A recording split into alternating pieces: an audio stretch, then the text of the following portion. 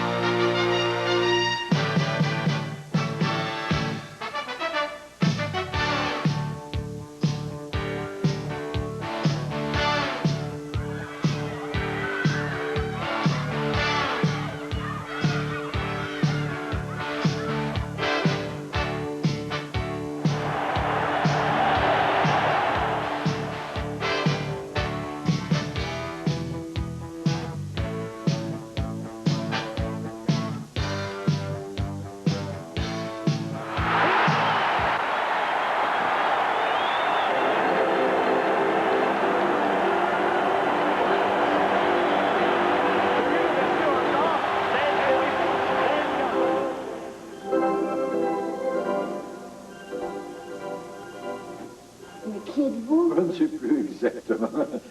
Si je te disais Guy Lafleur. Guy Lafleur, ben non. OK. Aurel Joliat. Quoi? Tu connais pas Aurel Joliat? Non. Ah. Ben, ça me surprend que tu connaisses pas Aurel Joliat. Pourquoi je devrais le connaître? Parce que tout vrai amateur de hockey se doit de connaître Aurel Joliat. Aurel, c'est un peu le symbole du club de hockey canadien. Les Canadiens de Montréal? Hey, 75 ans d'histoire et quelle histoire. Tu sais combien de fois ils ont gagné le championnat?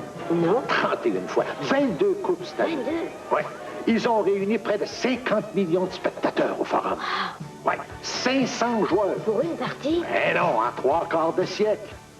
Nous, on est 14 dans notre équipe. Et rien que moi, j'ai 17 buts en 23 Oh, parties. 17 buts. Les Canadiens, eux, ils en ont marqué 12 000. Je pourrais presque tous les raconter. Et même que je pourrais te présenter ceux qui les ont marqués, si ça t'intéresse. Ah bon? Ils sont là? Non, mon garçon. Les Canadiens, ils sont là. Ils sont là. Oh, il y en a qui disent que le sport, c'est l'opium du peuple, mais bienvenue chez nous. Ah, ça, c'est mon temple. C'est mon temple de la renommée du hockey. Attends un petit peu, là. Assieds-toi là. Puis là, ouvre bien grand tes yeux et ouvre bien grandes tes oreilles. OK? OK. Ouais.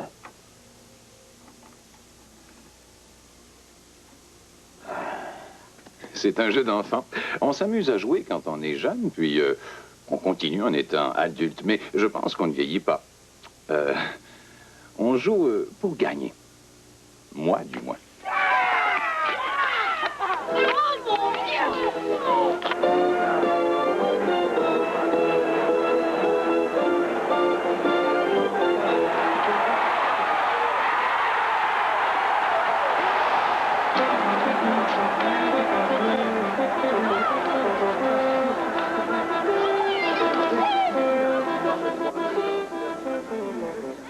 On n'avait pas d'équipement, mais on prenait la presse ou le Montreal Star, l'épaisse presse du samedi, comme Jean-Pierre. Et comme Rondelle, ben, il fallait se chercher quelque chose. Et pour parler joual, on se servait même d'une crotte de cheval gelée et d'un bâton bien rudimentaire pour manier la rondelle. J'ai passé mon enfance au bout de la ville.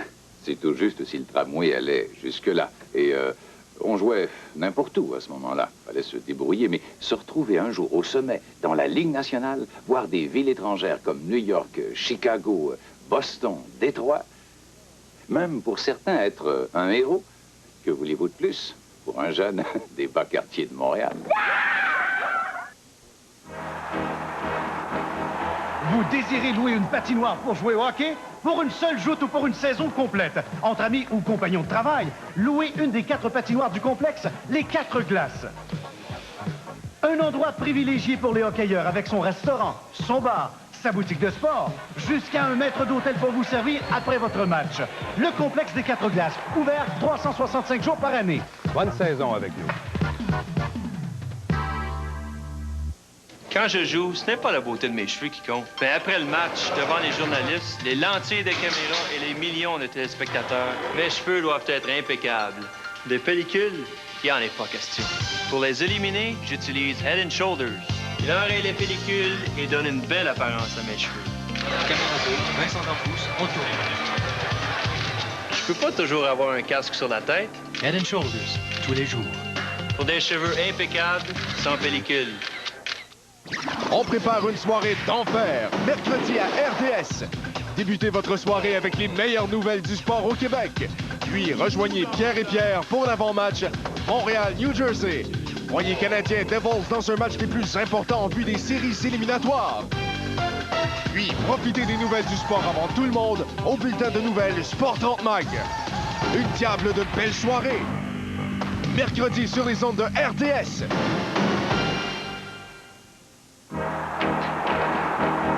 Vous désirez jouer au hockey? Hommes, femmes, 20 ans, 30 ans, 40 ans, 50 ans et plus? Vous êtes seul ou en équipe, de calibre A, B ou C? Joignez-vous à la Ligue des 4 glaces.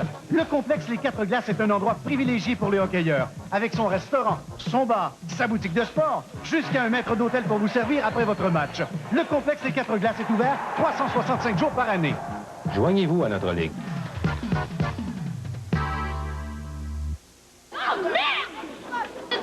Non, je dirais que le hockey est un jeu extrêmement difficile. Parce qu'il faut avant tout considérer que ça se joue sur la glace, avec des patins. Autrement dit, pour jouer au hockey, en particulier dans la Ligue nationale, il faut d'abord être un excellent patineur. Et tout en étant sur la glace, je le répète, être en mesure d'effectuer des passes, de tirer au but, de faire mille et une choses. Non, non, c'est très difficile d'être joueur de hockey. Mais être joueur de hockey professionnel, c'est pas une profession, une vraie profession. C'est une profession dans sa manière seulement, qui n'est pas une grande profession, après tout. C'est une affaire bien simple. Bien simple. Aujourd'hui, ils font des Olympiques. C'est seulement une partie de la vie. Ben, c'est eux, avec bien d'autres, bien entendu, qui ont bâti la dynastie du Canadien. Est-ce qu'il y avait la soirée du hockey dans ce temps-là? Non, il n'y avait pas de télévision dans ce temps-là, mais il y avait de la radio. Il y avait de la radio.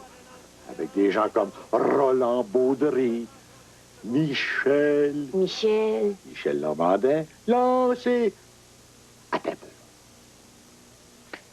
Il se faufile et Maurice lance et compte. Hockey a débuté à Montréal en 1875, alors que des étudiants de l'Université McGill et de plusieurs de nos collèges allaient patiner sur les bords glacés du fleuve Saint-Laurent. Mais le hockey organisé a réellement débuté en 1900. Et puis, ensuite est arrivé 1913. 1909. Pardon, 1910. 1909. Alors qu'un nommé Ambrose O'Brien, qui a décidé que ce serait bon d'avoir à Montréal un club professionnel. Seulement qu'avec des joueurs canadiens-français. Parce que un tel club, ça ferait de l'argent. Et Ambrose O'Brien a fondé le club de hockey canadien en 1910. C'est réellement vers les années 1922-23 que Léo Dandurand a commencé à former ce que j'appelle, moi, l'équipe probablement la plus formidable de tous les temps. On appelait alors le club canadien les habitants, le bleu, blanc, rouge, le tricolore. Le nom officiel, c'est le club de hockey canadien. Le CH sur l'uniforme que je porte ici signifie club de hockey canadien également, et jamais autre chose. Mais les journalistes américains arrivaient ici, puis ils nous considéraient comme des paysans, si vous voulez, parce qu'on leur avait dit ça. Les Frenchmen, les Canadiens pensaient sont de braves paysans.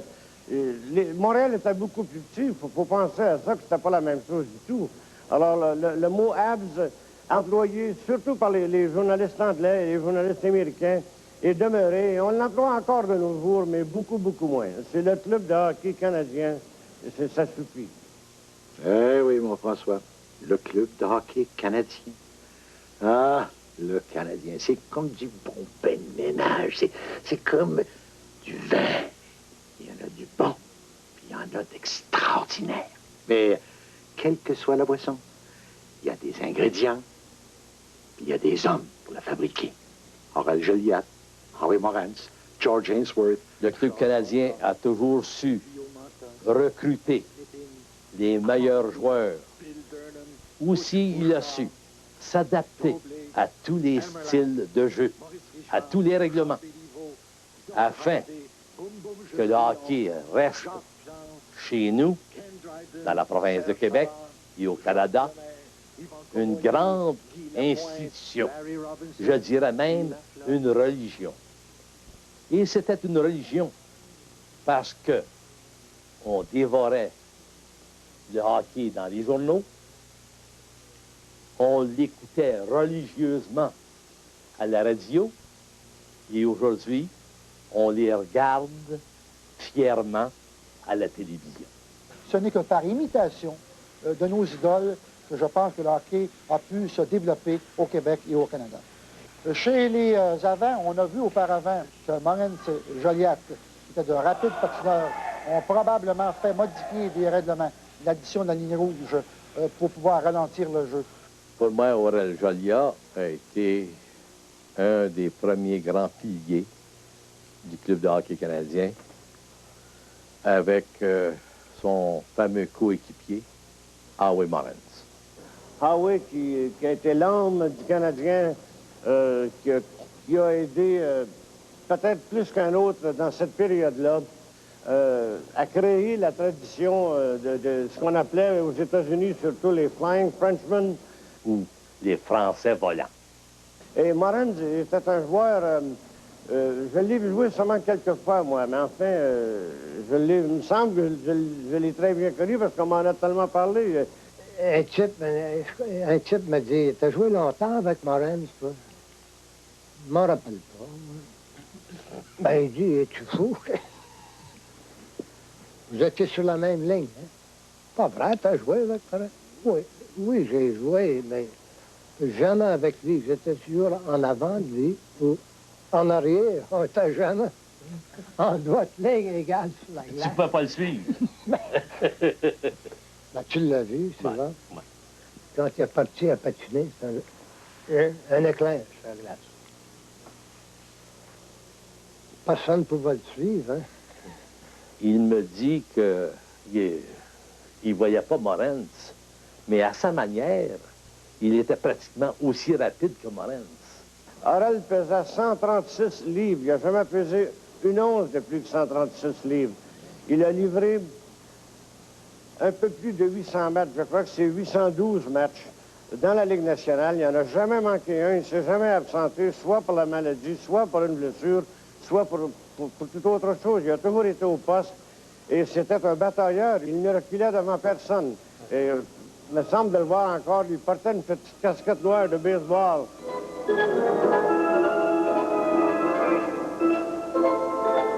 Et je pense que tu n'aimais pas ça, hein, quand on enlevait ta casquette.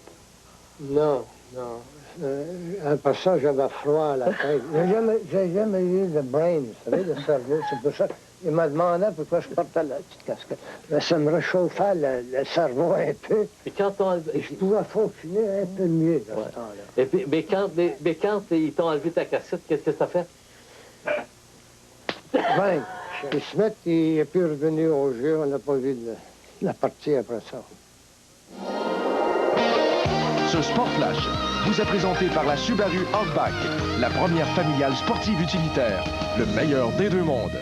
Le Canadien s'est entraîné à l'auditorium de Verdun ce matin, quelques heures après la cérémonie émouvante marquant la fermeture du forum. Les hommes de Mario Tremblay se sont ensuite envolés vers le New Jersey, où ils affronteront les Devils demain. Le musée McCord a procédé au lancement de son exposition intitulée « Montréal, tout est hockey ». L'exposition est développée autour de 5 thèmes et sera ouverte au public pendant 1 an. Les Expos ont accordé un contrat à long terme au voltigeur Randall White. Considéré comme une future super vedette, White a signé une entente de 5 ans qui lui rapportera 10 millions de dollars.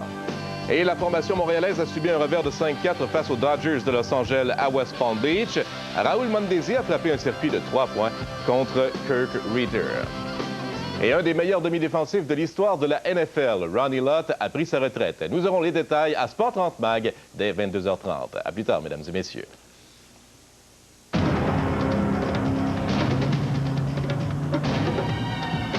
On est suivi?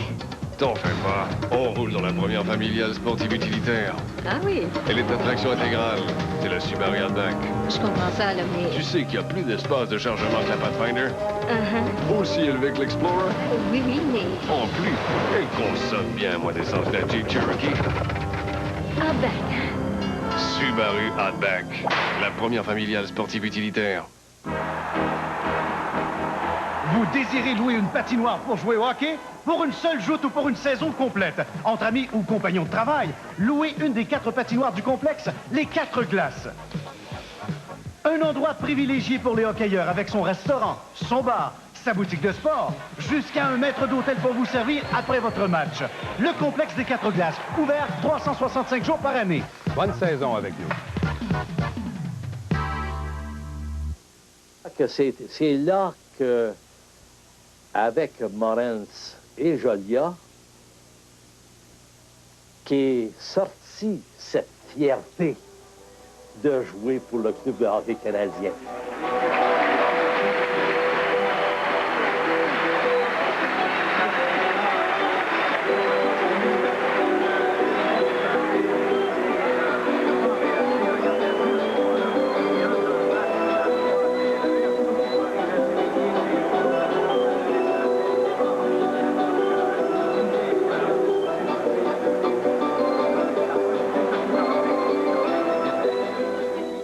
Pour moi, le Rocket, Maurice, c'était le Michel-Ange du hockey.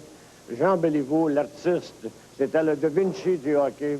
Et Guy Lafleur, l'incomparable à sa façon, c'était le Raphaël du hockey. Hein? Le numéro 9. Une légende. T'aurais dû voir ça quand il a marqué son 500e but. J'ai cru que le forum allait s'écrouler. Oui, le plus beau joueur que nous pourrions comparer à Babe Ruth, c'est sans aucun doute Maurice. Le Rocket, c'était un frappeur de coups de circuit. Il réussissait à marquer des buts juste au moment voulu.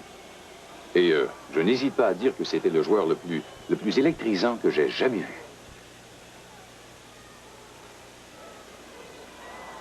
Maurice jouait avec un très grand sérieux. C'était un athlète qui avait la vocation du hockey. Pour moi, le Rocket a été le joueur le plus explosif de la Ligue. Il avait une touche magique. Maurice, c'était un joueur spécial. Plus il approchait des buts, plus il voulait marquer. Les yeux s'allumaient à mesure qu'il avançait vers le gardien de but. Et normalement, un joueur ralentit quand il arrive devant le gardien parce que le but est prêt, la bande est prête. S'il manque son coup, il rentre dans la bande. Mais Maurice, plus il avançait, plus il allait vite. Et aussitôt qu'il lançait, continuait derrière le filet sans perdre son équilibre. Et par contre, si on arrêtait Maurice dans les entraînements, c'est quelqu'un qui se fâchait. Il voulait marquer autant dans les entraînements qu'il marquait dans les parties. Il se dévouait corps et âme, Maurice. Et lorsqu'il lui arrivait de perdre, et je précise que ça ne lui est pas arrivé très souvent d'ailleurs, mais quand ça lui arrivait, je peux vous dire qu'on se tenait prudemment à l'écart. C'était un fier combattant. Je me souviens de la fois où, ici même, il avait été expulsé de la patinoire. Je l'ai vu se ruer dans le couloir et défoncer la porte du vestiaire. J'ai vu Maurice ici sur la patinoire, dans la vieille bâtisse, le vieux forum, à maintes reprises, l'après-midi, avec une seule ampoule électrique au plafond. Il faisait pratiquement noir. Et Maurice patinait pendant 1 heure, 1 heure et demie, avec son bébé le plus jeune de la maison sur les épaules, un bébé d'une couple d'années, pas plus. Et c'est pour ça qu'il avait des jambes de fer, naturellement.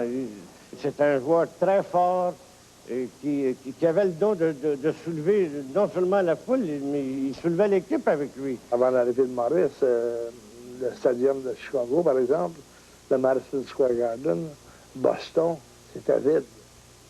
Mais le Canadien, avec sa puissante équipe, a attiré des foules extraordinaires à l'extérieur. C'est vraiment le Richard, le Canadien, qui a sauvé la Ligue nationale d'un marasme financier. C'est le type aussi qui, inconsciemment, instinctivement, a amené des techniques de hockey qui ont été imitées par la suite, comme par exemple le changement de vitesse. On disait qu'il était le joueur le plus rapide de la ligne bleue au but. Alors, il était puissant. Maurice, qui est mon joueur favori à moi, je ne m'en cache pas, les gens le savent. Il n'y en aura jamais d'autres pour moi. Bien, comme vous savez tous, Toblick était pour moi mon joueur favori dans la Ligue nationale dans ce temps-là. Et c'est avec lui que j'ai évolué pendant 6 ans. Et avec Armolac, et je pense que à tous les records que j'ai levés, tous les buts que j'ai comptés, ces deux joueurs-là m'ont aidé beaucoup. Et je pense que sans leur aide, je n'aurais pas eu un début de carrière avec les Canadiens comme celle que j'ai eue. Lance et compte! Maurice, humble comme tous les véritables grands. Si je comprends bien, il n'y a eu que des vedettes dans le Canadien. Non. Tiens, c'est comme une boîte de biscuits assortie. Il y en a que t'aimes plus ou moins, mais c'est une question de goût, d'accord? Oh, je crois que ça a été prouvé dans le passé, en de nombreuses occasions, que ce qu'on peut appeler souvent les joueurs un peu moins connus, les marginaux souvent comme ils sont qualifiés, ont joué un rôle extrêmement important. Le jeu de hockey est connu de tous, c'est un sport collectif. Et dans de nombreuses séries de la Coupe Stanley, ces joueurs ont apporté un effort considérable dans les succès. Il est bon d'avoir au sein d'un groupe des leaders naturels, mais si vous n'entourez pas ces leaders pour les supporter, eh bien, il serait assez difficile de connaître des succès. Je pense à certaines séries, à des gars comme Marcel Bonnet, des gars comme Dallas Saint-Laurent, Donnie Marshall, Phil Goyette, Provo, qui ne se rappelle pas de Provo, et la façon dont il couvrait Bobby Hall à Chicago, et combien d'autres. Jean, que tout le monde connaît encore présentement, puisqu'il est à peu près partout et se donne à peu près toutes les causes, a été, à mon avis, le plus beau joueur que j'ai vu à l'œuvre, le plus scientifique, le plus élégant, celui qui savait jouer au hockey, comme le hockey doit être joué. Et ça, c'est un don, il l'avait, lui. Par-dessus tout ça, c'est un gentilhomme de toute première espèce, alors on ne peut pas demander mieux. Jean Béliveau, bien sûr. On lui a donné le surnom mérité de Monsieur Hockey. C'est l'héritier direct d'un Butch Bouchard, par exemple, le grand personnage qui a connu une carrière exemplaire. Jean, on ne trouve pas les mots quand on parle de lui. Aussi merveilleux sur la glace que gentilhomme dans la vie.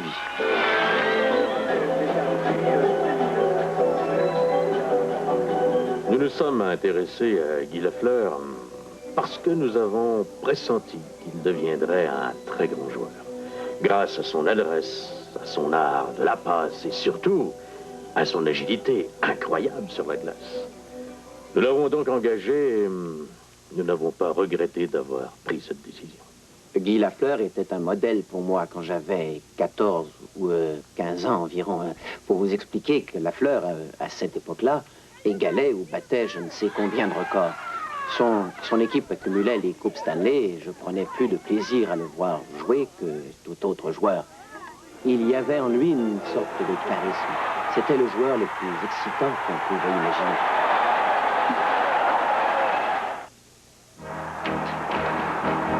Vous désirez jouer au hockey? Hommes, femmes, 20 ans, 30 ans, 40 ans, 50 ans et plus? Vous êtes seul ou en équipe, de calibre A, B ou C?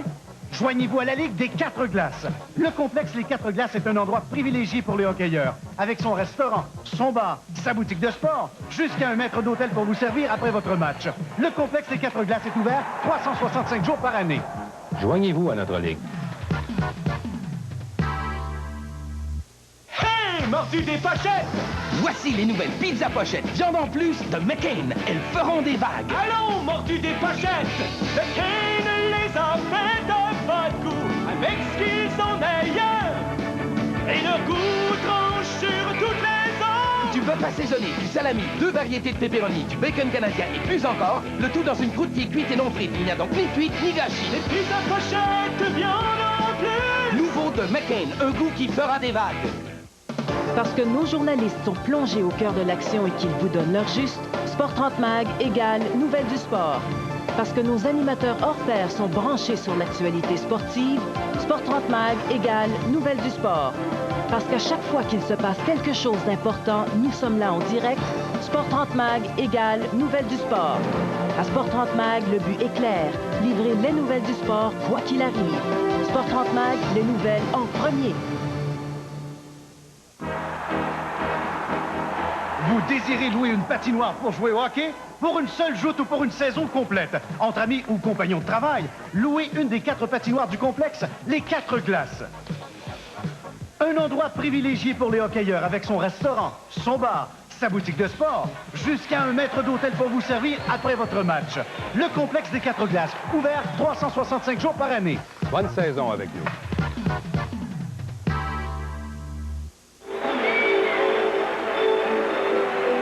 Il y avait un promoteur à New York du nom de Tex Rickard qui était peut-être le plus grand des promoteurs qui a vécu, même jusqu'à nos jours.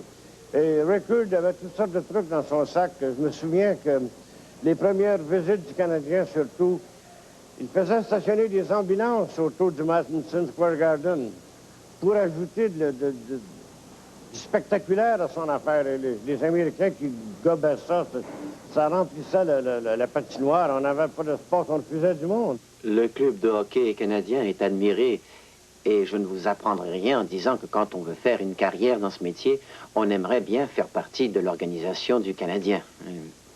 C'est sans conteste l'équipe numéro 1 qui a le plus de Coupes Stanley à son actif et qui a le plus marqué la Ligue nationale.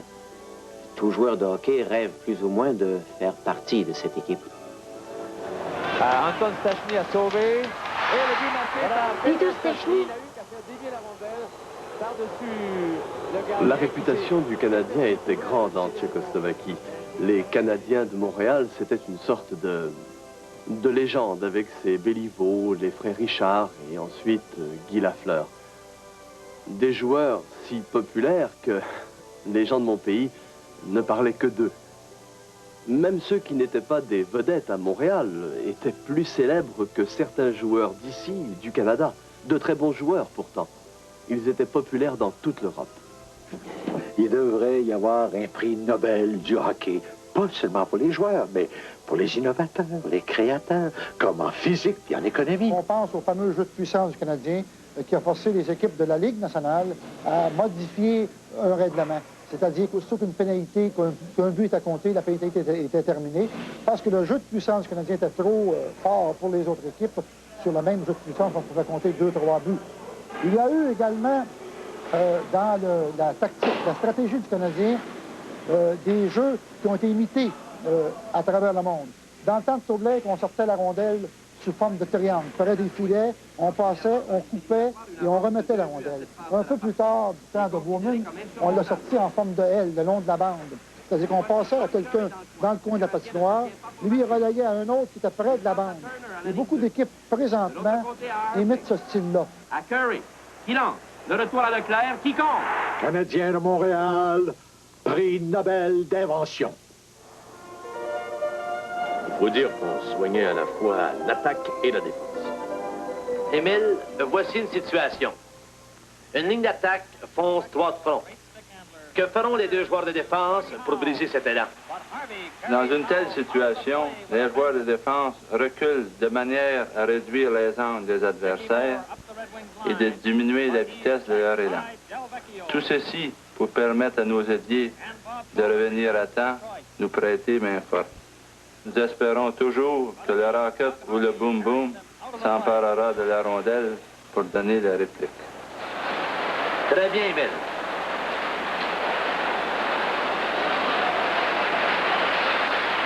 Here's a tremendous opportunity for Canadiens. as Mickey Moore passes to Gay Stewart. But Stewart... Il faut dire qu'en défense, il y avait Butch Bouchard.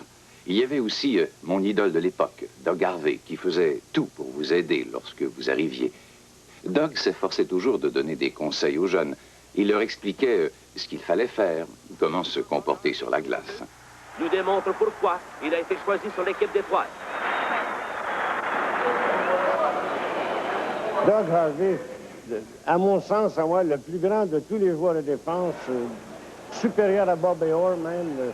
Tout le monde n'est pas de mon avis, mais moi, Doug Harvey, c'est le joueur de défense.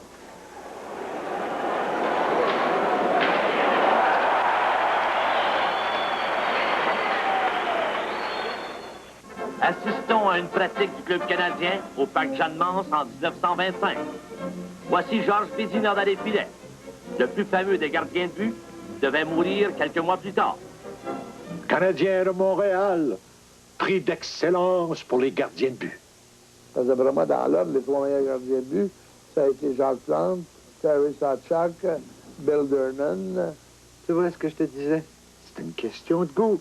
Parce qu'il y en a eu d'autres grands, comme Jerry McNeil, Charlie Hodge, Lon Wormsley. Et je t'avoue que moi aussi, j'ai un petit faible pour Jacques Plante. Après moi, un autre grand gardien de but est arrivé dans l'organisation du Canadien, c'est Ken Dryden, qui vient d'être élu au centre de la renommée. C'est un gardien de but qui est arrivé comme un cheveu sur la soupe. Après avoir joué 5 matchs réguliers avec le Canadien à la fin de la saison, il a permis aux Canadiens de remporter la Coupe Stanley cette même année-là. Il a été choisi le meilleur joueur des séries. Par après, durant la période qu'il est demeuré avec le Canadien, je crois qu'il a remporté 6 fois le trophée Vézina, a laissé le Canadien, est revenu, et depuis son départ, le Canadien a eu des problèmes à le remplacer. Plante, le perfectionniste, le type qui passait des heures à essayer de savoir pourquoi il avait laissé entrer un but dans un espace d'environ un demi-pouce peut-être. Et Plante a été imité à travers la Ligue nationale, à travers le hockey amateur et à travers le monde. Je me souviens que chez les Russes, je suis allé en Russie en 1965-66, on m'avait demandé à ce moment-là d'apporter des films de la Coupe Stanley pour étudier la technique des joueurs du Canadien, en particulier celle de Plante. Et je me souviens également qu'on m'avait dit que Plante ferait une clinique en Suède et qu'un jeune gardien de but du nom de Tretiak assisterait à la clinique avec le père du hockey soviétique, Anatoly Tarasov, ce qu'il a fait durant une semaine en Suède pour apprendre du maître à penser chez les gardiens de but. Comme j'étais gardien de but à la crosse et receveur au baseball où je portais un masque, je me suis dit pourquoi est-ce qu'on ne pourra pas porter un hockey?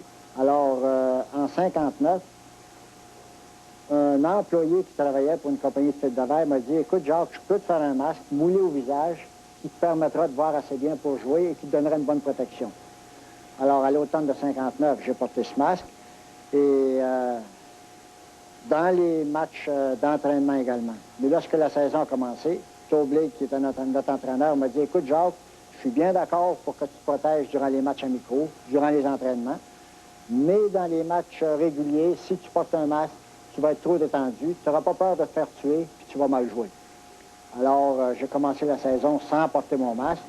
Et le 1er novembre 59, un lancer d'un débarquette m'a arraché le nez complètement. Et dans ce temps-là, on avait seulement un gardien de but. Et après m'être fait coudre, 20 minutes après, je reviens dans la chambre des joueurs. Tobley me regarde et il dit « Jacques, est-ce que tu peux aller? » Je dis « Oui, mais si tu me laisses porter le masque. » Alors, j'ai commencé à porter le masque et de là, on l'a amélioré jusqu'à ce que vous voyez aujourd'hui. Et même les jeunes, les attaquants au niveau mineur portent un masque. Alors, c'était quelque chose qui s'imposait, surtout aujourd'hui avec les lancers pratiques.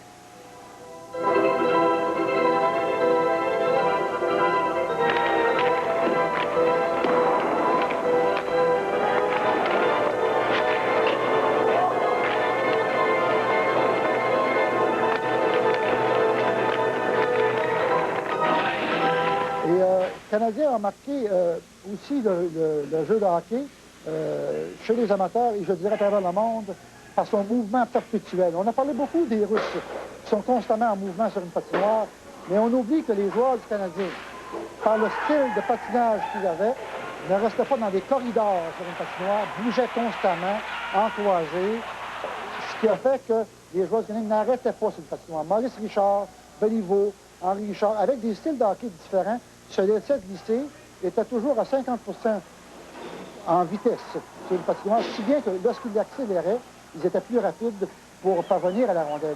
Les Russes, présentement, nous ont imités là-dessus, nous ont peut-être même dépassés.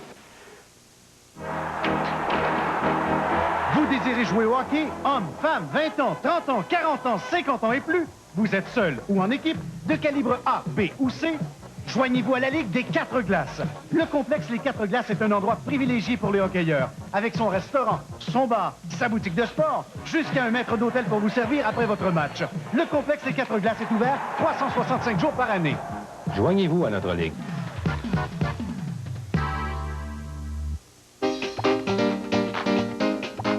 Hey, c'est Armand Perrajosier. Je regarde le ciel. Allô?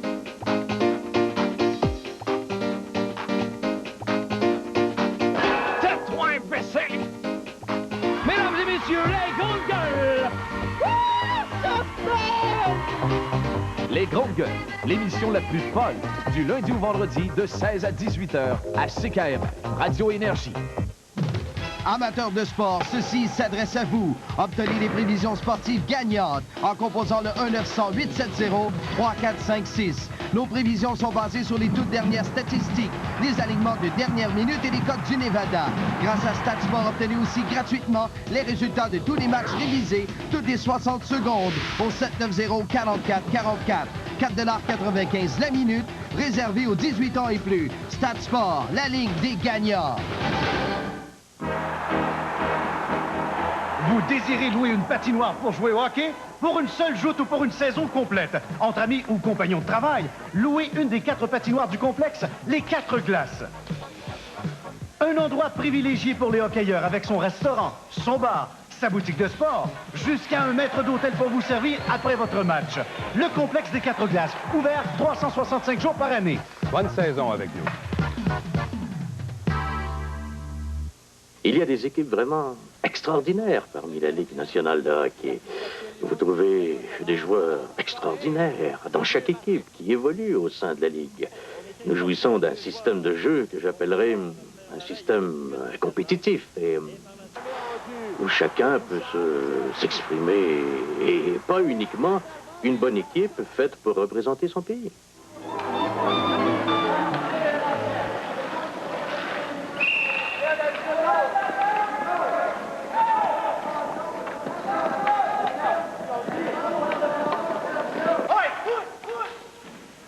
Bien sûr, le sport. Le sport, non seulement pour moi, mais pour tous les vrais éducateurs, le sport, c'est une véritable école de vie.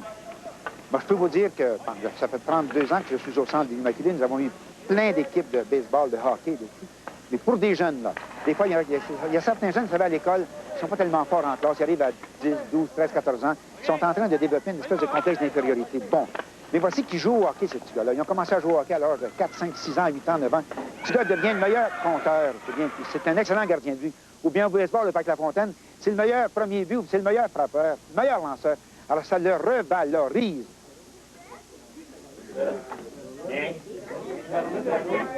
Oubliez pas d'enlever vos... Je crois beaucoup à la relève. Et puis dans quelques années, je pense bien, le club de hockey va vraiment être non seulement un attrait pour les jeunes de chez nous, mais un stimulant. Mais les bonnes années, là, pour moi, là, et puis pour le centre, et puis ça a été les années, par exemple, 52, 53, 54, 55, 56, au moment où Maurice Richard jouait, Jean Béliveau, Boum Boum Geoffrion, Henri Richard, à tel point qu'à chaque année, pour l'ouverture de notre carnaval d'hiver, on invitait tous les petits gars. Il fallait, mettons, que si Henri Richard venait, il fallait que tous les petits gars qui voulaient le voir au centre arrivaient avec le numéro 16 écrit dans le dos. On a ça sur des photos. Ou bien le 5, c'était Geoffrion, ou bien le 4, c'était Jean Béliveau, le 9, Richard. Ça a été vraiment une passion. C'était délirant de les voir. L'influence du Canadien sur la technique du hockey, c'est qu'entre 1900 et 1970, malheureusement, les gouvernements n'ont pas épaulé les amateurs de hockey pour développer notre sport national. Et le Canadien de Montréal et les Maple Leafs de Toronto, mais surtout le Canadien de Montréal, s'est substitué au gouvernement par son image, en permettant aux jeunes, et parfois aux moins jeunes, d'apprendre les rudiments du hockey. Le Club de hockey canadien a toujours été conscient de son rôle dans la communauté. Je pense que tous les membres de l'organisation sont complètement d'accord que le Canadien doit poursuivre ce qu'il a toujours représenté aux yeux non seulement du public, de ses amateurs et supporters, mais du public en général. La force du Club canadien est due à 3 facteurs bien importants. Premièrement, ses partisans et le public.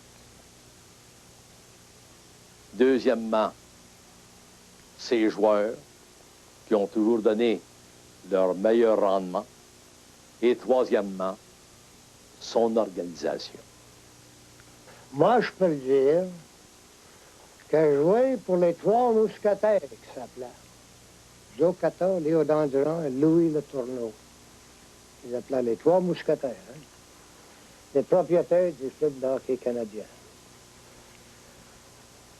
Je les ai vus, moi, les propriétaires, tous les 3 assis sur la bande, puis jouer une partie aussi dure que nous autres, les joueurs.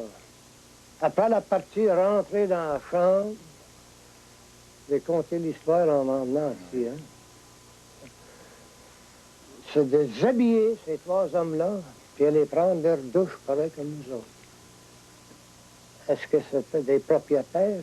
C'est des joueurs, des propriétaires, des gars qui payaient l'argent, nos salaires, et puis tout. Est-ce que j'ai jamais vu ça dans aucun club de la Ligue nationale? Ils donnaient réellement une idée... Ils mettaient leur âme. Ouais, une idée d'esprit d'équipe. J'estime qu'il est indispensable que toute l'organisation d'un club ait la même motivation. Qu'elle ait non seulement la volonté de vaincre, mais soit aussi consciente qu'elle véhicule une petite part de notre héritage. Les Canadiens ont toujours eu la bonne fortune d'avoir au moins 1 ou 2 super joueurs parmi eux, auxquels les fervents du hockey, à travers notre pays, notre ville et notre province, se sont identifiés un peu. Il est certain qu'à Montréal, il y a eu vraiment la crème des joueurs qui ont remporté je ne sais combien de trophées, mais j'avoue que même les grandes vedettes semblent constamment se fondre dans l'équipe pour former un bloc inaltérable. Disons que pour moi, c'est un monde en soi, un reflet de tout le Canada. Ce phénomène est particulièrement remarquable, car l'équipe était composée de joueurs venus de presque tous les coins du pays, pour ne pas dire du monde. Certains joueurs parlaient anglais, d'autres parlaient français. Il y avait même des gars de l'Ouest, comme on se plaît à les appeler, ou de l'Ontario, ou des provinces maritimes. Mais une fois dans le vestiaire, c'était vraiment l'image du Canada tel que nous le concevons. Les fonctions d'un entraîneur sont multiples. Il règle les activités sur la glace, il dirige les entraînements. C'est toujours lui qui intervient quand la situation est délicate. Il travaille avant, pendant et après. Toblake, c'était le genre de joueur, d'entraîneur qui, lorsque nous remportions une partie, ne se montrait pas, mais qui s'arrangeait pour être devant chaque fois que l'on jouait mal, toujours prêt à se battre pour soutenir l'équipe entière. J'ai côtoyé des dizaines d'entraîneurs-chefs au cours des 40 dernières années. Dans mon livre Toblake, ça a été le plus extraordinaire. C'était un gars qui voulait tellement gagner. Tu sais, il y en a qui s'imaginaient à l'époque qu'on exagérait lorsqu'on disait que Toblake faisait des scènes furieuses, même si son club gagnait 2-1. Il n'y avait pas d'exagération. Parce que, donnant le cas, supposons la marque était 2-0 avec 1 minute à jouer. Puis le Canadien jouait le lendemain. Si le Canadien se faisait déjouer avec 1 minute à faire, le Toblake rentrait dans le vestiaire, pas avec le sourire aux lèvres, il était furieux parce qu'on allait accorder le but. Parce que lui, il pensait au match du lendemain. Ça fait qu'il ne voulait pas que les gars se reposent sur leur laurier. L'aliment des joueurs, $2. $2? Oui. Il y avait 18 ou 19 000 fervents du hockey avec leur caste de supporters. Une foule à 98% francophone des Canadiens français avec leur amour du jeu, mais aussi leur sentimentalisme. Et Maurice Richard leur en offrait toujours pour leur argent. Mais il y avait aussi beaucoup d'anglophones, aussi enthousiastes que les francophones, de véritables fanatiques des Canadiens de Montréal. Mais n'oublions pas les autres groupes ethniques, italiens, grecs, suisses, qui très rapidement éprouvaient de l'amour pour un sport qui se rapprochait en bien des pointes de leur soccer. C'était la tour de Babel plutôt que le temple du Oui, ça fait 40 ans qu'il n'y a pas Rome. Pas d'aujourd'hui. Hein? Même qui perdent. Il n'y a pas d'affaire quand le club. Bien, le public du Forum, d'après moi, c'est un public comme on n'en voit pas nulle part ailleurs.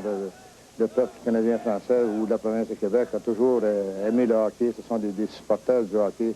Ils ont pratiqué ça eux-mêmes. Et quand ils viennent au Forum voir évoluer le Canadien ou aujourd'hui les Nordiques, bien, ces gens-là savent les erreurs, ils savent quel joueur a joué une bonne partie. Et c'est pour ça que j'ai toujours apprécié le public québécois de nous avoir encouragés parce que, en réalité, celui qui joue à Montréal est obligé de donner au moins 100-110% pour faire plaisir au peuple canadien-français. Et c'est ça que j'ai fait. J'ai essayé de faire toujours pendant bien des années. Parlons peu, mais parlons net. À mon avis, l'équipe des Canadiens de Montréal avait une cote supérieure à celle de l'Église. Et l'immortel Maurice Richard avait une plus grande cote d'amour que sa sainteté le pape. Mais parallèlement, l'arbitre Red Story arrivait un tout petit peu après Lucifer. En me levant au matin du 17 mars 1955, j'ai entendu un présentateur de radio dire entre deux disques: en ce 17 mars, assisterons-nous à la fête des Irlandais ou à l'explosion du Forum de Montréal? J'ai senti qu'il allait se passer quelque chose ce soir-là. Il y avait de l'électricité dans l'air, ça se préparait comme un orage. Et comme il se doit, la partie a été interrompue à la fin de la première période quand quelqu'un, je ne sais pas qui, a lancé une bombe lacrymogène. Fort heureusement, personne n'est tombé par terre alors que c'était la ruée vers les issues à cause des gaz. Si des gens étaient tombés, il y aurait eu de nombreuses victimes. Ce fut une terrible soirée malgré tout. Et on m'a dit après que si les fervents du hockey avaient su que c'était moi qui devais être l'arbitre, ils m'auraient empêché de sortir de la maison pour la bonne raison que leur objectif principal, c'était de bloquer la partie à cause du fameux Rocket. Bien entendu, la réaction de la foule, j'étais surpris moi-même parce qu'il n'y avait jamais eu d'émeute dans la ville de Montréal. Et je ne pensais jamais que les jeunes Canadiens français étaient sur mon côté à moi, qui aimaient Maurice Richard, bien entendu, parce qu'il avait été suspendu pour les 3 dernières parties de la saison et tous les parties de la Coupe Stanley. Et j'ai toujours dit que le président Campbell ou la direction de la Ligue ou les propriétaires ont peut-être exagéré en me suspendant pour les parties de la Coupe Stanley. Car je crois qu'un incident qui arrive durant la saison, il devrait me suspendre pour les parties durant la saison. Et c'est pour ça que j'en ai toujours voulu un peu à M. Campbell. Mais c'est une chose oubliée maintenant. Je pense bien que j'ai eu une leçon que j'ai bien acceptée. Et j'espère que ça n'arrivera pas pour une autre fois ici au Forum de Montréal.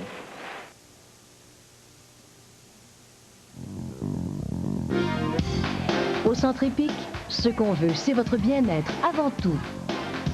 Grâce à un programme d'activité physique fait sur mesure selon votre état de santé, le Centre Épique vous offre la possibilité de vous remettre en forme à votre rythme. Le Centre Épique, c'est 40 professionnels de la santé qui s'occupent de vous. C'est aussi une variété d'activités choisies selon vos goûts et vos besoins. Épique, le mouvement qui fait du bien.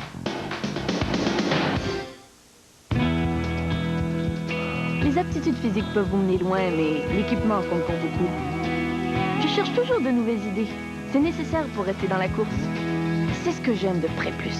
Shampoing et revitalisant en un. Pas de temps à perdre avec 2 bouteilles. Et mes cheveux sont éclatants. Vite fait, sans histoire. On finit tous par croiser le fil d'arrivée, mais pour gagner, il faut prendre le chemin le plus efficace. Pré Plus, beaux cheveux, vite fait, fin prêt.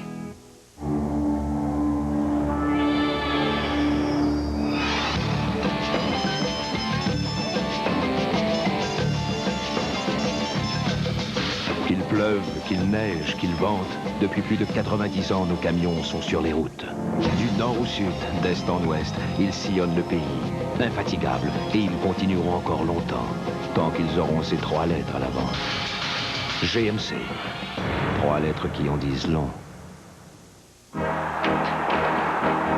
Vous désirez jouer au hockey? Hommes, femmes, 20 ans, 30 ans, 40 ans, 50 ans et plus? Vous êtes seul ou en équipe, de calibre A, B ou C? Joignez-vous à la Ligue des 4 glaces. Le complexe Les 4 glaces est un endroit privilégié pour les hockeyeurs. Avec son restaurant, son bar, sa boutique de sport, jusqu'à un maître d'hôtel pour vous servir après votre match. Le complexe Les 4 glaces est ouvert 365 jours par année. Joignez-vous à notre Ligue. La capitale du hockey au Canada et en Amérique du Nord. À Montréal, tout le monde connaît ça sur le bout des doigts, et peut-être trop bien parce que les gens savent lesquels jouent moins bien. C'est pour ça que ça oblige les joueurs à se surpasser, à prendre certains risques quelquefois, parce qu'en se promenant le lendemain dans les rues ou quand vous faites vos commissions, vous croisez des supporters qui vous connaissent. Ils vous parlent de hockey, de la façon dont vous avez joué, bien ou mal, et c'est ça qui pousse un joueur à en faire davantage pour prouver sa valeur. C'est curieux ce qui se passe à Montréal. Le lendemain d'un match, vous n'avez pas besoin d'avoir vu la partie au forum, vous n'avez pas besoin d'avoir écouté les nouvelles sportives ou d'avoir lu votre journal pour savoir rapidement et sans vous tromper comment les Canadiens ont joué. Non, il vous suffit de descendre la rue Sainte-Catherine et de regarder les visages de la plupart des personnes qui vont au bureau. Si vous les voyez, ils ont perdu les Canadiens, mais s'ils se promènent... Tout le monde a compris qu'ils ont gagné, car ici, on vit et on meurt d'après ce que les Canadiens ont réalisé sur cette glace. Absolument, vous l'avez gagné, la Coupe Stanley, là, mon cher Maurice. Monsieur Selke était à Toronto dans les années 30 et il est venu à Montréal dans les années 40. Les parties étaient retransmises à ce moment-là à un niveau local. Je parle de CBM, CBC. Et Monsieur Selke a tout fait pour promouvoir les Canadiens à travers tout le pays. En 1954, il a bricolé un nouveau réseau radiophonique. Et au moment où la télévision s'est mise à traverser tout le pays, je m'en souviens plus très bien, mais ça s'est passé à peu près en 58, nous allions jusqu'à Winnipeg. Mais ce n'était pas fait pour décourager M. Selke, toujours convaincu de l'importance de ces retransmissions. Il est allé voir M. Smythe et lui a demandé d'alterner le samedi soir. C'est bien tombé pour les Canadiens parce qu'ils commençaient à se retrouver. Et selon moi, c'est la diffusion des matchs qui a contribué à accroître leur popularité d'un bout à l'autre du pays. Et il ne faudrait surtout pas oublier un fait.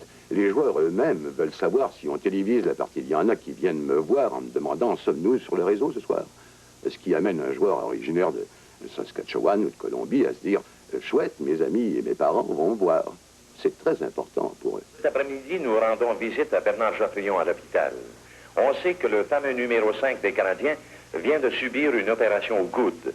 Mais comment appelles-tu au juste la blessure que tu as subie? Eh bien, Michel, j'ai entendu dire pour la lettre, c'est une surbite, s'il appelle ça. Une surbite? Oui. Ah bon. Bursite. Je suis pas médecin, moi non plus, tu sais, Bernard. Mais c'est sûrement pas la blessure la plus grave que tu as subie durant ta carrière au hockey, Bernard. Non, Michel. Je dis, je suis pas capable du tout de m'empêcher de rire parce que les mots de médecin, hein, alors, j'avais été à l'université. Et moi aussi. Sacré bobo. Je sais pas si en avion, ils s'amusent autant qu'on s'amusait dans le train. On se préparait des casse-croûtes. Ma femme mettait des tomates, du jambon entre deux tranches de pain. Et voilà. Après la partie, on mangeait nos sandwichs. Oui, on n'avait pas les moyens de prendre l'avion, alors qu'aujourd'hui, ils ont les moyens de s'en offrir bien davantage que nous, hein? À cette époque, notre allocation voyage se montait à 3 $ par jour si on nous payait le steak, et à 6 si c'était nous qui le payions. Jacques Plante en économisait toujours un bout, lui. Oui, c'est vrai. Mais en fait, on s'amusait à peu de frais. Il y a beaucoup de gens qui se demandent « Ah, pourquoi il n'y a pas autant d'esprit de famille qu'à l'époque des Béliveau, Richard? » C'est facile à expliquer. C'est parce que, supposons, on joue le samedi soir à Montréal. Le match pouvait faire vers 10h30. À 11h30, on était dans le train. On se dirigeait vers Chicago. Et on devait aller dans le train pendant 20h. On jouait.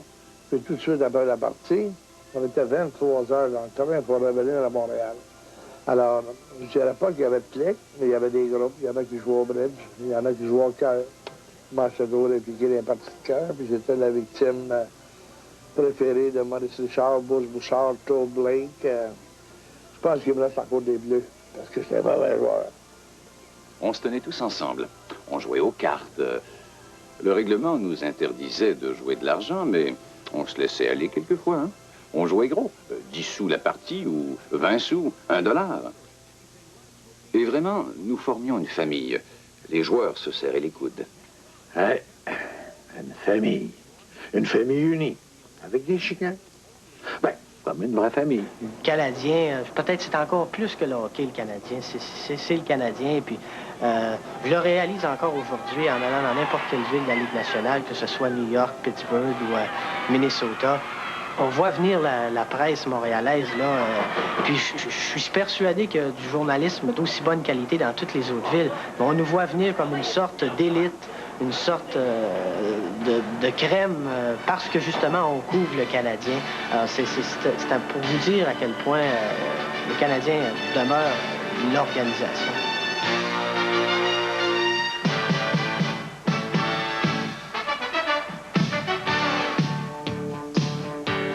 C'est une équipe, c'est une administration qui travaille dans le moment très fort pour assurer une relève, pour relever justement une équipe qui a connu une phase difficile au cours des dernières années. C'est dans ce sens-là, vu qu'on sent qu'il y a beaucoup d'efforts qui sont faits et on sait que dans le hockey, ce sont les équipes dont les dirigeants travaillent le plus, qui connaissent le plus de succès et qui les connaissent rapidement. Il suffit d'avoir des hommes intelligents à la tête d'une équipe pour relever, je pense, de 50% en dedans de 3 ans la qualité d'une équipe.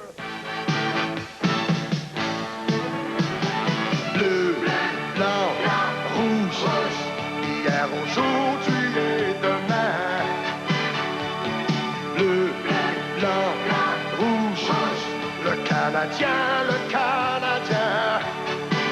c'est dans notre sang, dans nos cœurs, notre tradition, notre honneur. Le Canadien, c'est tout, c'est une partie de nous. Bonsoir. C'est une belle surprise. Je te présente le président du club de hockey canadien, M. Ronald Corré. Salut, mon conjoint. Regarde. Le gérant général, M. Serge Savard.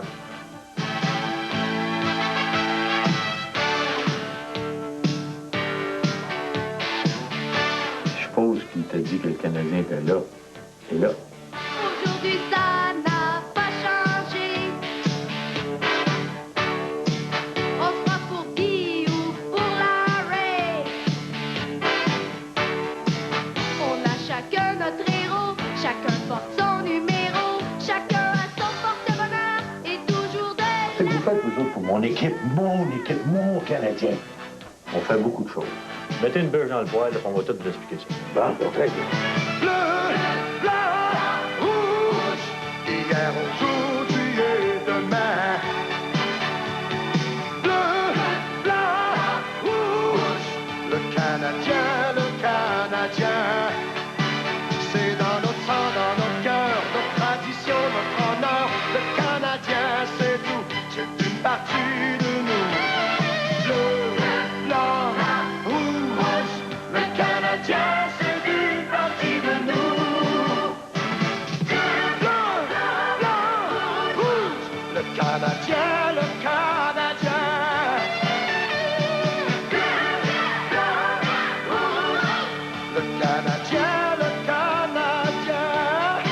c'est dans notre sang, dans notre cœur. Est-ce que c'était pas plutôt parce que c'était l'amour du jeu, l'amour de gagner, l'amour de défendre des couleurs du club canadien?